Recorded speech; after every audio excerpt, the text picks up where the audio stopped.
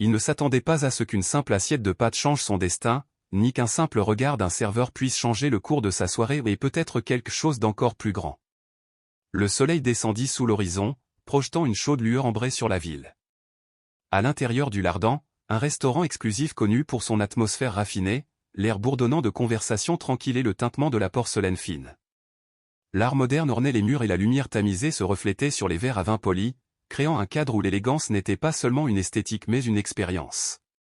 Les clients venaient non seulement pour la cuisine exquise, mais aussi pour le privilège d'appartenir, ne serait-ce que pour quelques heures, à un monde d'élite.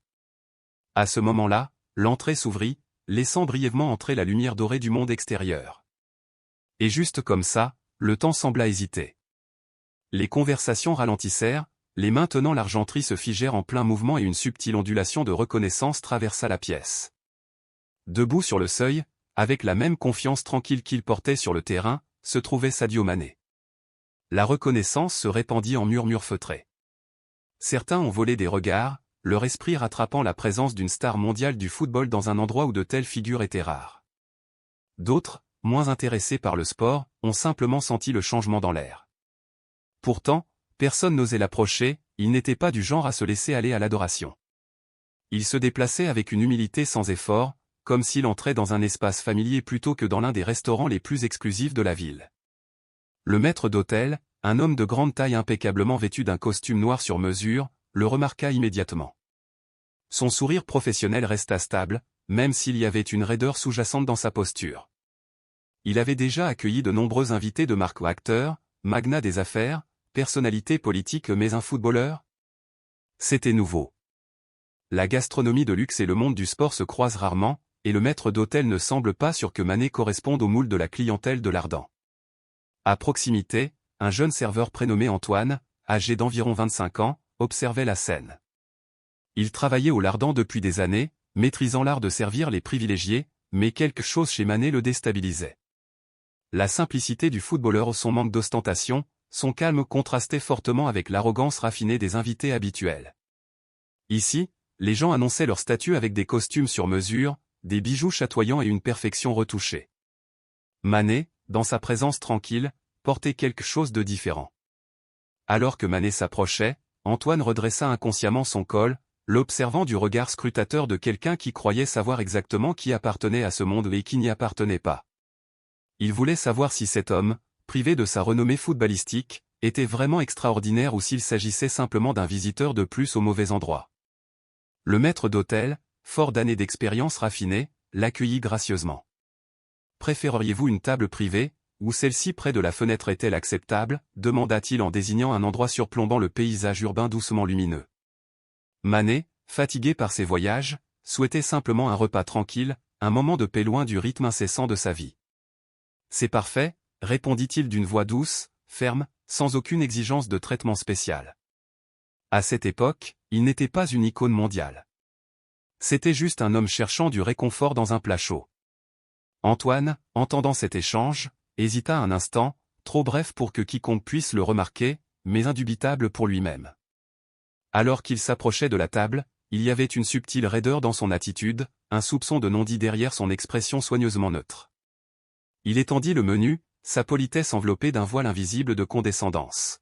« Un plat spécial pour monsieur. » Sa voix était empreinte d'un détachement froid, son regard s'attardant sur Mané juste une seconde de trop, comme s'il remettait en question sa présence.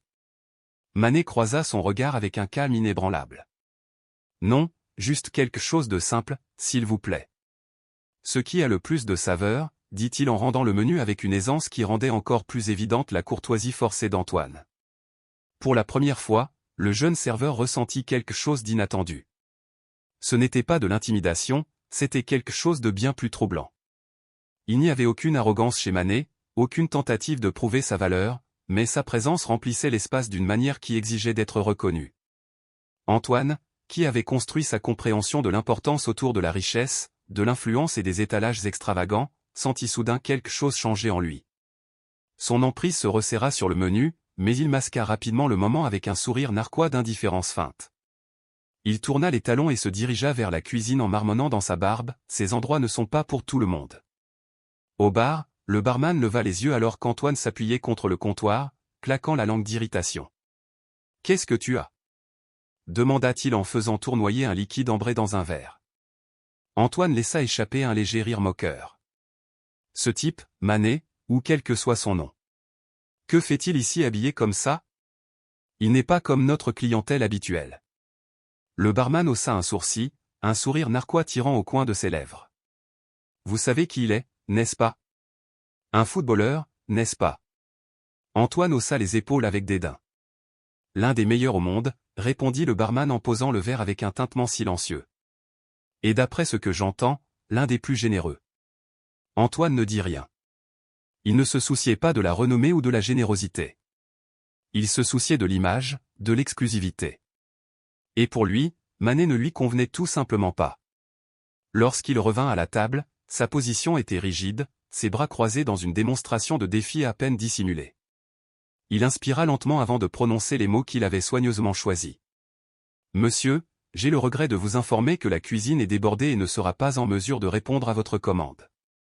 Vous voudrez peut-être envisager de dîner ailleurs. » Le restaurant retint son souffle. Manet cligna des yeux une fois, son expression illisible.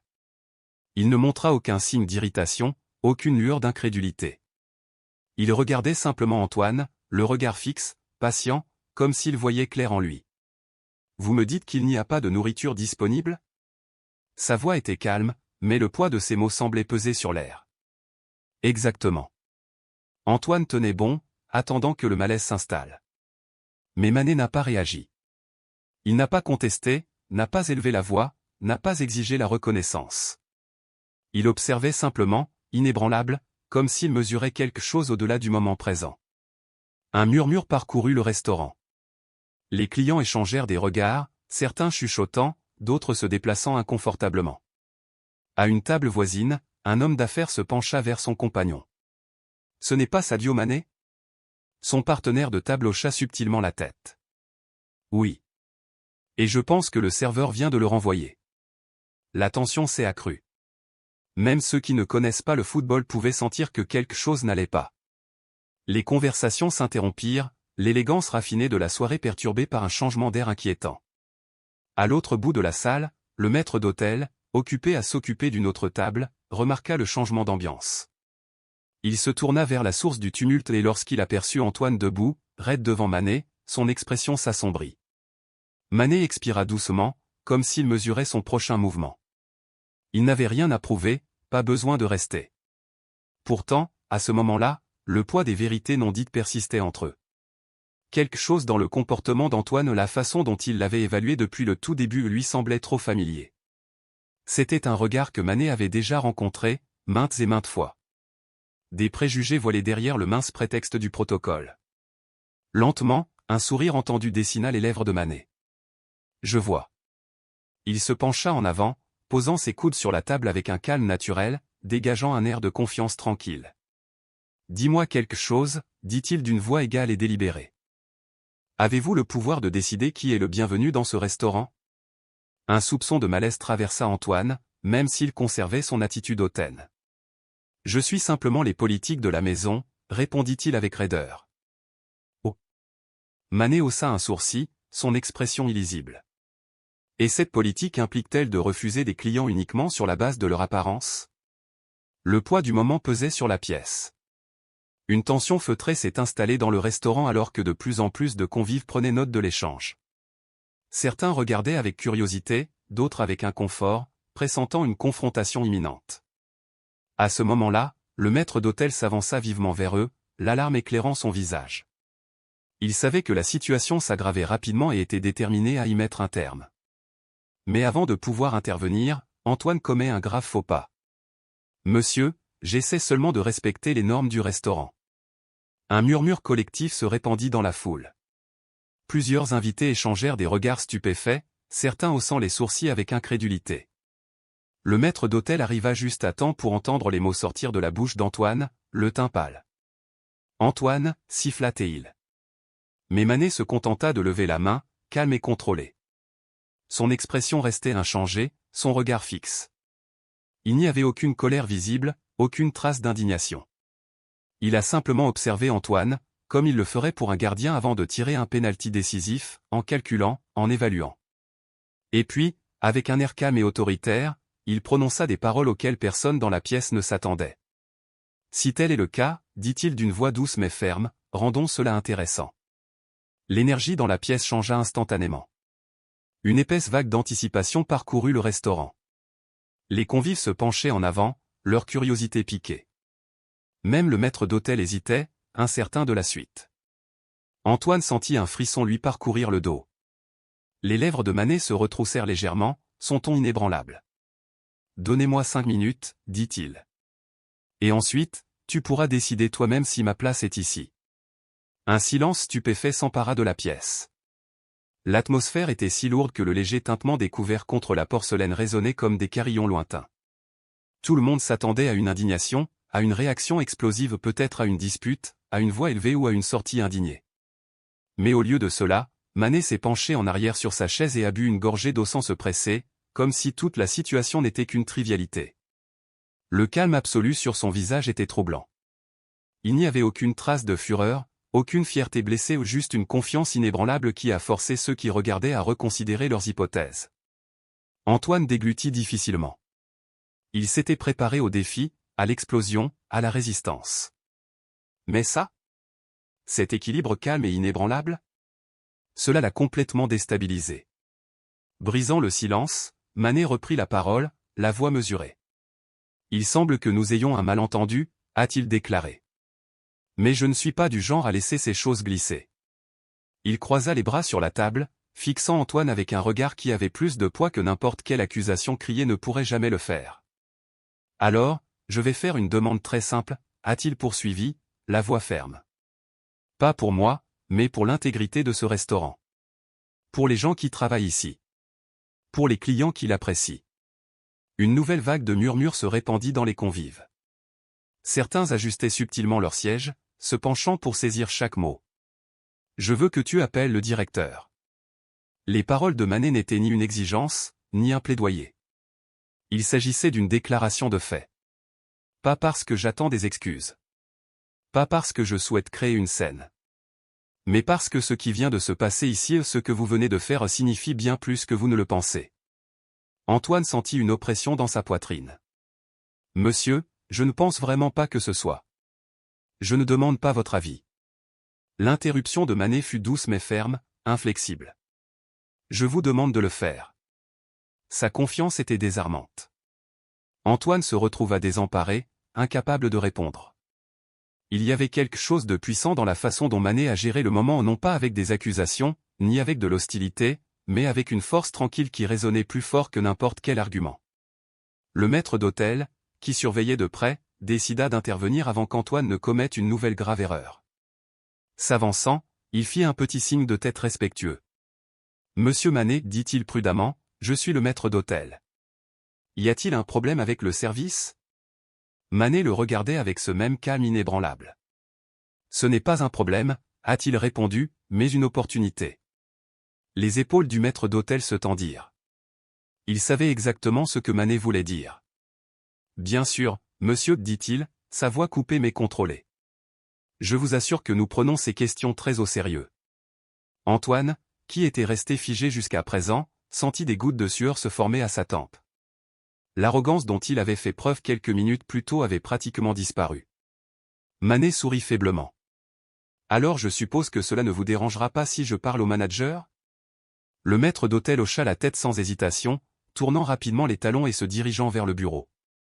Alors qu'il disparaissait à l'arrière, les chuchotements feutrés dans le restaurant se transformèrent en conversations basses. La tension avait changé, l'admiration commençait maintenant à s'installer dans la pièce. Un homme d'affaires assis à une table voisine a murmuré « J'aurais géré ça différemment, mais ça ? C'est bien plus puissant. » Une femme à côté de lui hocha la tête. Il n'a jamais eu besoin d'élever la voix. Et pourtant, nous sommes tous accrochés à chacune de ces paroles. À une autre table, un jeune homme tapote discrètement sur son téléphone, sa caméra enregistrant toujours. « Le monde a besoin de voir ça », a-t-il murmuré en téléchargeant les images sur ses réseaux sociaux. Dans le restaurant, des regards furent échangés. Le respect brillait dans les yeux de certains, la contemplation s'attardait chez les autres. Manet n'a pas seulement conservé sa dignité, il a transformé la situation en quelque chose de bien plus grave. Antoine, cependant, sentait le poids de chaque regard. Ce qui était autrefois sa confiance lui semblait désormais être un étau qui se resserrait. Et puis, la porte du bureau du directeur s'ouvrit en grinçant. Le restaurant tout entier se tut. Un homme vêtu d'un costume noir impeccablement coupé et d'une cravate bleue en soie apparut. Philippe Marchand. Un nom synonyme d'exclusivité, de raffinement et d'exigence implacable de l'Ardent, le genre de restaurant où seule l'élite avait accès. Dès l'instant où il s'est avancé, il rayonnait d'autorité. Mais ceux qui le connaissaient vraiment auraient remarqué le moindre tremblement de ses doigts alors qu'il ajustait les poignets de sa veste. Car avant même d'entendre toute l'histoire, Philippe a compris une chose. Quelque chose s'était terriblement mal passé. Philippe ne savait qu'une chose, lorsqu'un client prestigieux demandait spécifiquement sa présence, c'était rarement pour le féliciter. En entrant dans la salle à manger, il évalua rapidement l'atmosphère. La salle était d'un silence troublant, la tension chez Antoine le serveur était indubitable, et au centre de tout cela se trouvait Sadio Mané. Son expression était calme, mais il y avait un poids indéniable dans sa présence, une autorité tranquille qui serrait la poitrine de Philippe. Monsieur Mané, salua Philippe d'un signe de tête mesuré, gardant sa voix neutre. J'ai été informé qu'il y avait un problème. C'était un choix délibéré de mots ni des excuses ni un aveu de culpabilité. Il devait comprendre la situation avant d'agir. Mais Mané ne s'est pas laissé guider si facilement. Il resta calme, ses mains posées légèrement sur la table, son regard inébranlable rencontrant celui de Philippe. Il n'y avait aucune colère dans ses yeux, mais quelque chose dans leurs yeux fit déglutir le manager. Je n'appellerai pas ça un problème, monsieur Marchand, répondit doucement Mané. Je crois que cela va plus loin que ça. Sans plus de détails, il leva la main dans un mouvement lent et délibéré, faisant des gestes subtils autour de la pièce, les spectateurs silencieux, sa propre table et enfin, le serveur à côté de lui. Puis, du même ton inébranlable, il posa une seule question. Qu'est-ce que cet endroit représente pour toi? Philippe cligna des yeux. Excusez-moi. L'Ardent, son prestige, sa réputation. Qu'est-ce que cela représente pour vous? Un frisson picota la nuque de Philippe. Les murmures avaient complètement cessé. Chaque convive, chaque serveur, chaque membre du personnel à proximité regardait. C'est à ce moment-là que Philippe réalise la gravité de la situation. Si Mané avait crié, exigé des compensations ou menacé d'impliquer la presse, cela aurait été gérable. Prévisible, même. Mais ce n'était pas le cas. Au lieu de cela, il a laissé le poids du moment peser sur Philippe. Le gérant s'éclaircit la gorge et se tourna vers Antoine, dont l'attitude rigide trahissait son mal-être. Monsieur Mané, je vous l'assure, cela ne reflète pas nos valeurs, a-t-il déclaré, visant à garder son sang-froid. Mané se pencha légèrement en avant. Que vas-tu faire à ce sujet? La question est tombée avec force. La mâchoire de Philippe se serra. Ce n'était pas quelque chose qu'il pouvait résoudre devant une foule. Il fit un petit signe de tête à Antoine, qui comprit tout de suite. Suivez-moi, ordonna Philippe. Les deux hommes disparurent dans un coin tranquille du restaurant, à l'abri des regards indiscrets. Au moment où ils furent hors de vue, Philippe se tourna brusquement vers Antoine, d'une voix basse mais débordante de fureur contrôlée. À quoi pensais-tu? Antoine bougea inconfortablement, faisant semblant d'ajuster son tablier. Je pensais. Vous pensiez qu'il n'était pas le genre de client qui. Je ne pensais pas que c'était le genre de client qui. Antoine hésita. La patience de Philippe s'est brisée. Savez-vous au moins qui il est? Antoine détourna le regard. Je sais que c'est un footballeur, mais... Mais quoi?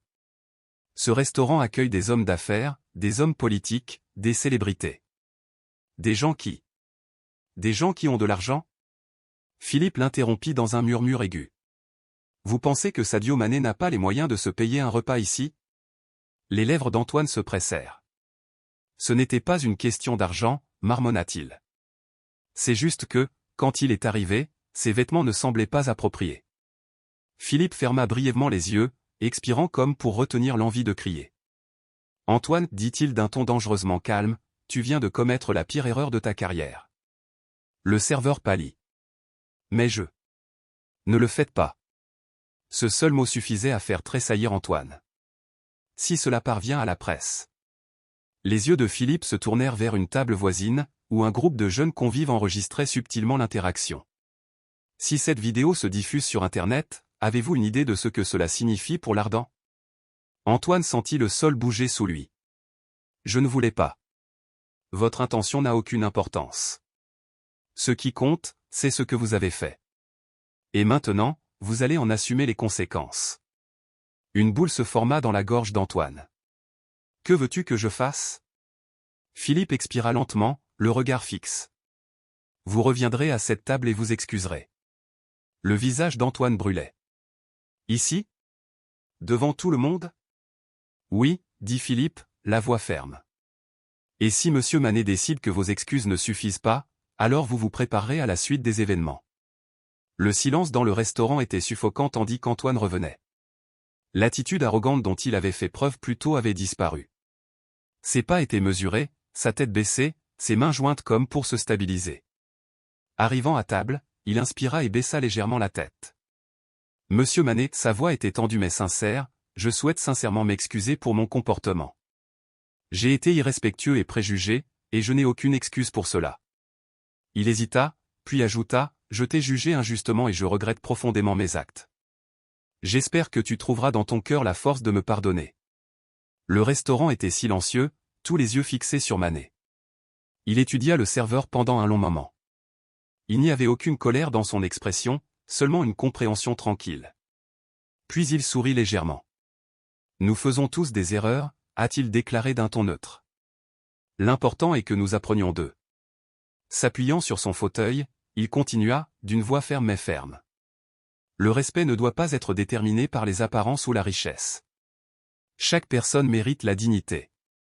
Antoine hocha la tête, incapable de croiser son regard. Merci de m'avoir écouté, murmura-t-il avant de se retirer, le visage rouge de honte. Quelques minutes plus tard, Philippe s'approcha de la table. Contrairement à avant, son attitude exprimait un véritable regret. Monsieur Manet, dit-il doucement, au nom de l'Ardent, je vous présente mes plus sincères excuses. Ce n'est pas qui nous sommes. Une pause. Puis, avec une respiration mesurée, il ajouta, nous aimerions couvrir le coût de votre dîner en signe de nos regrets. Manet réfléchit à l'offre, puis sourit faiblement. J'apprécie le geste, monsieur Marchand, a-t-il répondu. Mais plus qu'un repas gratuit, j'espère que cela servira de leçon à votre équipe. Philippe hocha la tête, comprenant le sens profond de ses paroles. Au fur et à mesure que la soirée avançait, un changement s'installa au restaurant. La tension s'était estompée, mais le poids du moment persistait. Les convives chuchotaient entre eux, regardant Manet avec une admiration retrouvée. Antoine, qui se déplaçait désormais entre les tables d'un air humilié, sentait la leçon s'enfoncer profondément dans ses os. Le respect ne devrait jamais être conditionnel. Mais la véritable leçon de cette soirée ne résidait pas dans l'erreur elle-même, mais dans la réponse. Là où d'autres auraient pu riposter par la colère ou chercher à se venger, Manet a choisi la patience. Il n'a pas exigé de punition, il a montré l'exemple. Et en cela, il révèle une vérité qui résonne bien au-delà des murs de l'Ardent. La grandeur ne se mesure pas par la richesse, le statut ou le pouvoir. Cela se mesure à la manière dont nous traitons les autres.